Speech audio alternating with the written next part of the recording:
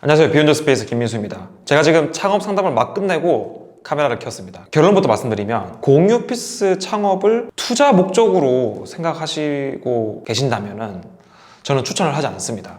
공간을 잘게 쪼개서 그 공간을 빌려주는 사업이 결코 사업성이 좋을 수가 없어요. 이 공간을 임대를 해가지고 그 임대한 공간을 또 잘게 쪼개서 그 공간에 더 높은 가격을 받아야 되는 거잖아요. 이치상으로도 말이 안 되는 거죠. 근데 이제 얘기가 다른 게 내가 임대료를 내지 않아도 되는 상황이면은 괜찮은 것 같아요. 예를 들어서 제가 오늘 창업 상담을 했던 분은 이 70평의 공간을 매입을 할 예정입니다. 그래서 오늘 총 3분이 오셨는데 3명이 공동 투자로 이 상가를 매입을 해서 이자를, 경기도권입니다. 이자를 월에 한 130만 원 정도 낸대요. 대출을 받으셨겠죠. 여기에 인테리어 비용을 약 1억 정도를 투자를 할 예정이라고 합니다.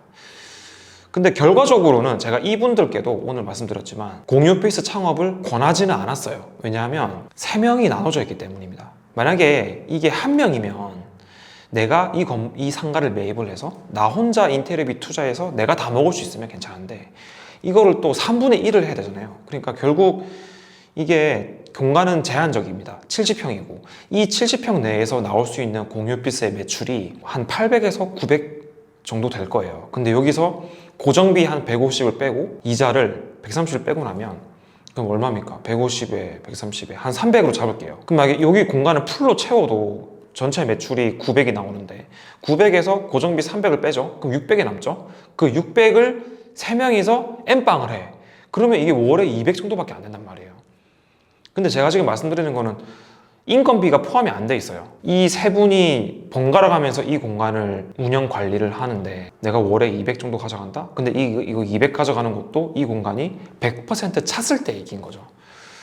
근데 이게 결코 쉽게 실현될 수 있는 시나리오는 아닌 것 같아요. 왜냐하면 수도권 경기도라고 하더라도 이 주변에 이미 공유 오피스가 한 3-4개가 이미 있었고 70평에 1억이라는 인테리어 비용이 그렇게 높은 금액은 또 아니거든요. 이 경기도 일대의 공유 오피스를 모두 섭렵할 만한 그런 아주 획기적이고 아주 고급스러운 인테리어를 할 수는 없단 말이에요. 그렇기 때문에 투자 목적으로 공유 오피스를 하기에는 매력적이진 않은 것 같아요. 아무리 제가 계산기를 두드려 봐도 정말 이 수지 타산에 맞지 않는 것 같고 제가 반대로 여쭤봤어요. 왜 공유 오피스를 운영하려고 하시냐라고 했더니 한 2015년 때부터 아파트 이제 갭 투자를 해오셨답니다. 근데 지금 이제 정부에서 이제 각종 부동산 규제, 정부세에 대한 부담 때문에 지금 가지고 있는 아파트들을 팔 수도 없고 전세로 월세로도 전환하기도 쉽지가 않고 그러다 보니까 내가 투자한 금액에 비해서 현금 흐름이 원활하지 않다고 합니다.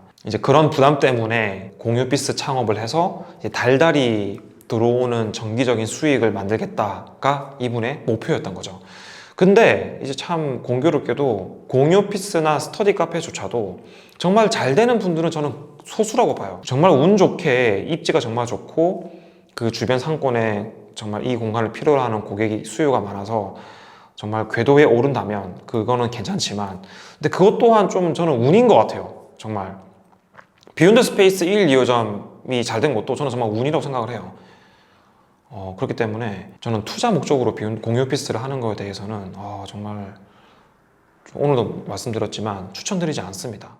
제가 정말 공유 오피스를 추천드리는 분은 어떤 분이냐면 건물주이거나 현금 흐름이 있어서 이자를 내는 것에 대한 부담이 없으신 분이 공유 오피스를 여유롭게 운영하실 수 있으시면 저는 좋을 것 같아요. 그러니까 정말 취미 삼아 정말 사람 만나는 거 좋아하고 내가 이 공간에서 새로운 사람을 만나서 좀 더 새로운 일에 도전해보거나 내가 접해보지 못한 분야의 사람들을 많이 만나거나 좀 내 삶에 좀 바운더리를 넓혀가고 싶은 분들, 그러니까 이 사업이 좋은 점은 뭐냐면 내가 살면서 정말 접하기 힘든 사업을 하는 분들을 많이 만날 수 있긴 하거든요. 뭐 예를 들어서 저는 이제 산업 디자인을 전공을 했지만 제가 언제 살면서 부동산 하시는 분을 만나보고 블로그 마케팅 하는 분을 만나보고 또 인테리어 하시는 분을 만나고 영상을 전문으로 하시는 분을 만나겠어요. 근데 제가 공유 오피스를 하다 보니까 여기 계시는 분들을 이렇게 만나서 영상도 만들게 되고 블로그도 운영을 이제 해보게 되고 또 부동산 투자에도 좀 스터디를 해볼 수 있고 다양한 경험을 할 수 있게 됐죠. 제가 이 비욘드 스페이스를 하면서 정말 돈을 많이 벌진 않지만